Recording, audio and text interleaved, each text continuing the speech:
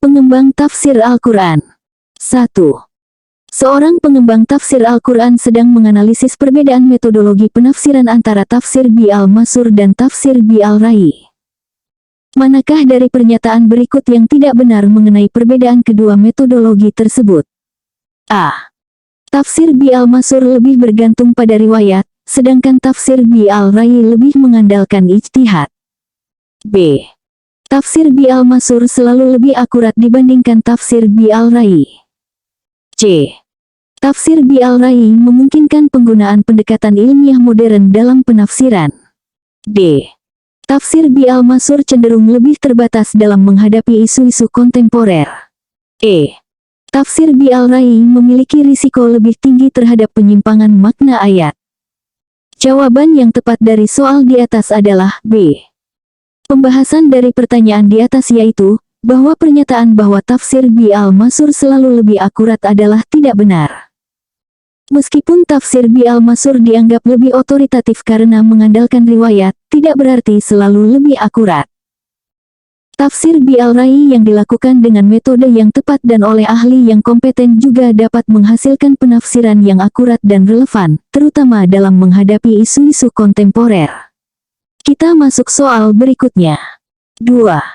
Dalam mengembangkan tafsir Al-Quran kontemporer, seorang pengembang tafsir menggunakan pendekatan maqasid al-syariah. Apa implikasi utama dari penggunaan pendekatan ini dalam penafsiran ayat-ayat hukum? A. Penafsiran akan selalu menghasilkan hukum yang lebih longgar. B. Konteks historis ayat menjadi tidak relevan dalam penafsiran. C. Penafsiran akan fokus pada tujuan utama syariat daripada makna literal ayat. D. Ijma ulama klasik menjadi satu-satunya sumber penafsiran yang valid. E. Penafsiran akan menolak semua bentuk ijtihad kontemporer. Jawaban yang tepat dari soal di atas adalah C.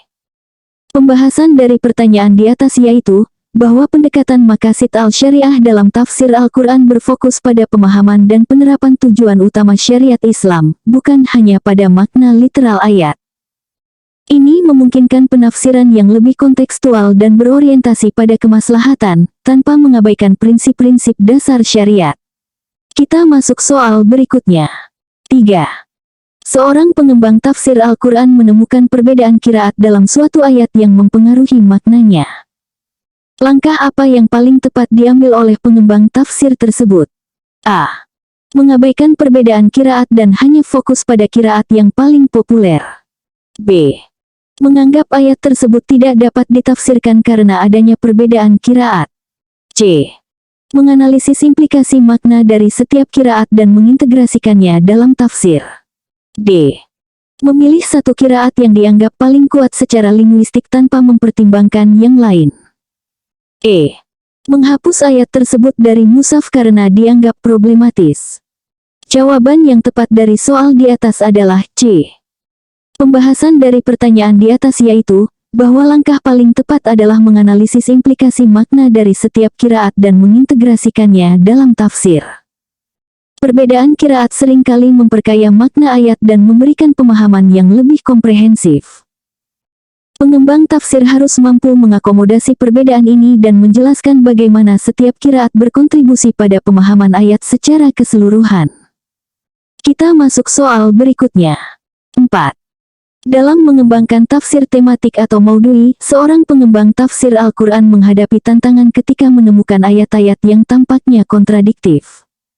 Pendekatan apa yang paling tepat untuk mengatasi tantangan ini? A. Mengabaikan ayat-ayat yang kontradiktif dan hanya fokus pada ayat yang mendukung tema. B. Menerapkan konsep nasik mansuk untuk menghapus salah satu ayat yang dianggap bertentangan. C. Menggunakan pendekatan ta'wil untuk menafsirkan ayat-ayat tersebut secara alegoris. D. Menganalisis konteks, asbab al-nuzul, dan hubungan antar ayat untuk menemukan sintesis makna. E. Menyimpulkan bahwa Al-Quran mengandung kontradiksi yang tidak dapat diselesaikan. Jawaban yang tepat dari soal di atas adalah D. Pembahasan dari pertanyaan di atas yaitu, bahwa pendekatan paling tepat adalah menganalisis konteks, asbab al-nuzul, dan hubungan antar ayat untuk menemukan sintesis makna.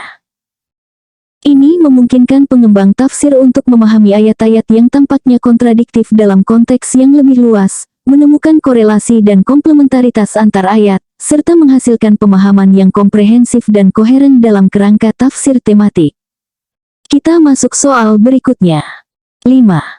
Seorang pengembang tafsir Al-Quran sedang meneliti penggunaan majas atau metafora dalam Al-Quran. Apa implikasi penting dari pemahaman majas dalam penafsiran ayat-ayat yang berkaitan dengan sifat Allah? A. Semua ayat tentang sifat Allah harus ditafsirkan secara literal tanpa mempertimbangkan majas. B. Penggunaan majas menunjukkan bahwa ayat tersebut tidak memiliki makna yang sebenarnya. C. Pemahaman majas memungkinkan penafsiran yang lebih mendalam tanpa antropomorfisme. D. Ayat-ayat yang mengandung majas tidak dapat ditafsirkan dan harus diabaikan. E. Majas dalam ayat sifat Allah menunjukkan bahwa sifat tersebut tidak nyata. Jawaban yang tepat dari soal di atas adalah C. Pembahasan dari pertanyaan di atas yaitu, bahwa pemahaman majas dalam ayat-ayat yang berkaitan dengan sifat Allah memungkinkan penafsiran yang lebih mendalam tanpa jatuh ke dalam antropomorfisme atau menggambarkan Allah dengan sifat-sifat manusia. Ini memungkinkan pengembang tafsir untuk menafsirkan ayat-ayat tersebut dengan cara yang sesuai dengan keagungan dan transendensi Allah, sambil tetap mempertahankan makna dan pesan yang dimaksudkan oleh ayat tersebut. Kita masuk soal berikutnya. 6. Dalam mengembangkan tafsir Al-Quran, seorang pengembang tafsir menemukan hadits yang digunakan untuk menafsirkan suatu ayat, namun hadits tersebut dikategorikan sebagai doif atau lemah oleh sebagian ulama hadits. Apa tindakan yang paling tepat dilakukan oleh pengembang tafsir tersebut? A. Menggunakan hadits tersebut tanpa mempertimbangkan statusnya yang doif. B. Menolak penggunaan hadits tersebut secara total dalam penafsiran. C. Mengevaluasi kembali status hadits, mempertimbangkan pendapat ulama lain, dan menggunakannya dengan catatan jika relevan. D.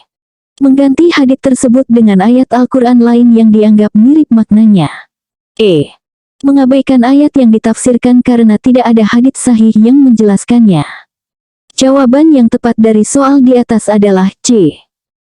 Pembahasan dari pertanyaan di atas yaitu, bahwa tindakan paling tepat adalah mengevaluasi kembali status hadits, mempertimbangkan pendapat ulama lain, dan menggunakannya dengan catatan jika relevan. Pengembang tafsir harus berhati-hati dalam menggunakan hadits doif, namun tidak serta-merta menolaknya. Jika hadits tersebut didukung oleh bukti lain atau relevan dengan konteks ayat, ia dapat digunakan dengan mencantumkan statusnya dan penjelasan mengapa tetap dipertimbangkan dalam penafsiran. Kita masuk soal berikutnya. 7. Seorang pengembang tafsir Al-Quran menghadapi kritik bahwa penafsirannya terlalu dipengaruhi oleh pemikiran Barat modern. Bagaimana seharusnya sikap profesional seorang pengembang tafsir dalam menghadapi situasi ini? A. Menolak semua bentuk pemikiran Barat dalam tafsir dan kembali ke tafsir klasik secara eksklusif. B. Mengabaikan kritik dan terus menggunakan pemikiran Barat tanpa evaluasi. C. Mengevaluasi kritis penggunaan pemikiran Barat, mempertahankan yang relevan dan bermanfaat, sambil tetap berpegang pada prinsip-prinsip tafsir Al-Quran. D. Berhenti mengembangkan tafsir dan hanya mengajarkan tafsir yang sudah ada. E. Mengadopsi semua pemikiran Barat tanpa mempertimbangkan kesesuaiannya dengan prinsip-prinsip Islam. Jawaban yang tepat dari soal di atas adalah C. Pembahasan dari pertanyaan di atas yaitu, bahwa sikap profesional yang tepat adalah mengevaluasi secara kritis penggunaan pemikiran Barat, mempertahankan yang relevan dan bermanfaat, sambil tetap berpegang pada prinsip-prinsip tafsir Al-Quran. Pengembang tafsir harus mampu mengintegrasikan pemikiran dan metodologi yang bermanfaat dari berbagai sumber, termasuk Barat, selama tidak bertentangan dengan prinsip-prinsip dasar Islam dan metodologi tafsir yang sahih. Ini memungkinkan pengembangan tafsir yang relevan dengan konteks modern tanpa kehilangan otentisitas. Kita masuk soal berikutnya. 8. Dalam mengembangkan tafsir Al-Quran tentang ayat-ayat kauniyah atau ayat-ayat yang berkaitan dengan alam semesta, seorang pengembang tafsir menemukan bahwa beberapa penafsiran klasik tidak sejalan dengan penemuan ilmiah modern. Apa pendekatan terbaik untuk mengatasi situasi ini? A. Mengabaikan penemuan ilmiah dan hanya berpegang pada tafsir klasik. B. Menolak semua tafsir klasik yang berkaitan dengan ayat-ayat kauniyah. C. Mengintegrasikan penemuan ilmiah ke dalam tafsir tanpa mempertimbangkan konteks historis ayat. D. Menganalisis ulang ayat dengan mempertimbangkan penemuan ilmiah, konteks historis, dan prinsip-prinsip tafsir. E. Menghindari menafsirkan ayat-ayat kauniyah sama sekali. Jawaban yang tepat dari soal di atas adalah D. Pembahasan dari pertanyaan di atas yaitu, bahwa pendekatan terbaik adalah menganalisis ulang ayat dengan mempertimbangkan penemuan ilmiah, konteks historis, dan prinsip-prinsip tafsir. Pengembang tafsir harus mampu menjembatani antara pemahaman klasik dan penemuan ilmiah modern, dengan tetap memperhatikan konteks historis ayat dan prinsip-prinsip tafsir yang sahih. Ini memungkinkan pengembangan tafsir yang relevan secara ilmiah tanpa mengabaikan warisan intelektual Islam. Kita masuk soal berikutnya. 9. Seorang pengembang tafsir Al-Quran sedang menganalisis penggunaan konsep asbab al-nuzul atau sebab-sebab turunnya ayat dalam penafsiran. Apa implikasi penting dari pemahaman asbab al-nuzul terhadap universalitas pesan Al-Quran? A. Asbab al-nuzul membatasi aplikasi ayat hanya pada konteks historis spesifik. B. Pemahaman asbab al-nuzul tidak relevan untuk penafsiran Al-Quran modern. C. Asbab al-nuzul membantu memahami konteks ayat tanpa membatasi universalitas pesannya. D. Ayat-ayat tanpa asbab al-nuzul yang jelas tidak dapat ditafsirkan secara akurat. E. Asbab al-nuzul menunjukkan bahwa Al-Quran hanya relevan untuk masyarakat Arab abad ke-7. Jawaban yang tepat dari soal di atas adalah C. Pembahasan dari pertanyaan di atas yaitu, bahwa pemahaman asbab al-nuzul membantu memahami konteks ayat tanpa membatasi universalitas pesannya. Konsep ini memberikan wawasan tentang situasi historis saat ayat diturunkan, yang dapat membantu dalam memahami makna dan tujuan ayat. Namun, prinsip dalam ushul fiqh menyatakan, al-ibrah bi umum al-lasla bi khusus al-sabab, atau yang dijadikan pegangan adalah keumuman lafaz, bukan kekhususan sebab yang memungkinkan aplikasi universal dari pesan Al-Quran melebihi konteks historisnya. Kita masuk soal berikutnya. 10. Dalam mengembangkan tafsir Al-Quran kontemporer, seorang pengembang tafsir menghadapi dilema antara mempertahankan penafsiran tradisional dan mengadopsi pendekatan hermeneutik modern. Apa solusi yang paling tepat untuk mengatasi dilema ini? A. Menolak semua bentuk hermeneutik modern dan hanya berpegang pada tafsir tradisional. B. Mengadopsi hermeneutik modern sepenuhnya tanpa mempertimbangkan tradisi tafsir. C. Mengembangkan sintesis yang mengintegrasikan kekuatan tafsir tradisional dengan wawasan hermeneutik modern yang relevan. D. Membuat dua tafsir terpisah, satu tradisional dan satu modern, tanpa upaya integrasi. E. Menghentikan pengembangan tafsir kontemporer dan hanya mengajarkan tafsir klasik. Jawaban yang tepat dari soal di atas adalah C. Pembahasan dari pertanyaan di atas yaitu, bahwa solusi yang paling tepat adalah mengembangkan sintesis yang mengintegrasikan kekuatan tafsir tradisional dengan wawasan hermeneutik modern yang relevan. Pendekatan ini memungkinkan pengembang tafsir untuk mempertahankan kekayaan dan otoritas tradisi tafsir Islam, sambil memanfaatkan wawasan dan metodologi hermeneutik modern yang dapat memperkaya pemahaman dan relevansi Al-Quran dalam konteks kontemporer. Sintesis ini harus dilakukan dengan hati-hati, memastikan bahwa prinsip-prinsip dasar Islam dan integritas. Kita masuk soal berikutnya.